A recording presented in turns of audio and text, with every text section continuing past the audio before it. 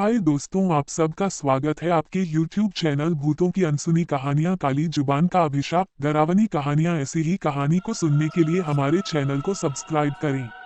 मित्रों, आपने काली जुबान शब्द सुन रखा होगा। अक्सर कभी किसी के बोलने से कुछ अशुभ हो जाता है तो उस इंसान को काली जुबान वाला इंसान कहते हैं और उसे समाज में हीन भावना से देखा जाता है। दोस्तों, आज का हमारा किस्सा इसी बात पर आधारित है। राजस्थान के भीलवाड़ा जिले के एक गांव में लता नाम की औरत रहती है। उसकी शादी तो उसके घर वालों ने बचपन में ही कर दी थी और उसके 3 बच्चे हैं।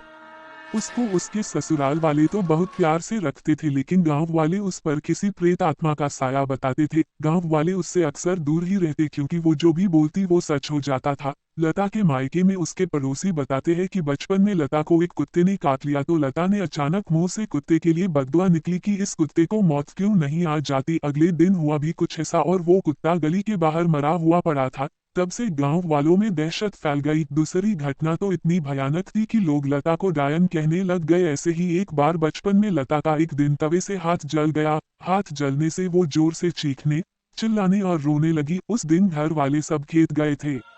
उसकी बड़ी बहन घर पर ही थी। वो दौड़कर अंदर आई और अपनी बहन का घाव देखा तो वो बोली, बस इतना सा जल जाने पर क्यों इतना मुंह फाड़ कर रो रही है। लता को उसकी इस बात पर गुस्सा आया और बोली, तुझको आग लगे तब पता चले कि कितना दर्द होता है। फिर होना क्या था, अनहोनी होने में क्या देर थी। उसी रात घर के पास पड़े चारे में आग लगने से उसकी लपटें घर पर भी आ गई और उन लपटों में केवल लता की बहन ही जली, बाकी सब बच गए। काफी ज्यादा जल जाने की वजह से कुछ ही दिनों में उसकी मौत हो गई। इस घटना के बाद से लोग उसे चुड़ैल कहकर पुकारने लगे। ऐसी और कई घटनाओं को लता के परिवार ने सहा, लेकिन आखिर बेटी को कैसे बाहर निकाल सकते हैं ये सोचकर चुप रहे। बचपन में ही 10 साल की उम्र में उसकी शादी करवा दी गई। लता का पति पेशे से ड्राइवर है और वो रोज उसे माता के मंदिर में ले जाता है ताकि काली शक्तियां उस पर हावी ना हो पाए। लता अपनी कली जुबान के अभिशाप से अभी भी जूझ रही है और अक्सर चुप ही रहती है। पता नहीं कभी कौन सी बात मुंह से निकल जाए और उसके पति और ससुराल वालों को कोई नुकसान पहुंचे। ऐसी ही कहानी को सुनने के लिए हमारे चैनल को सब्सक्राइब करें।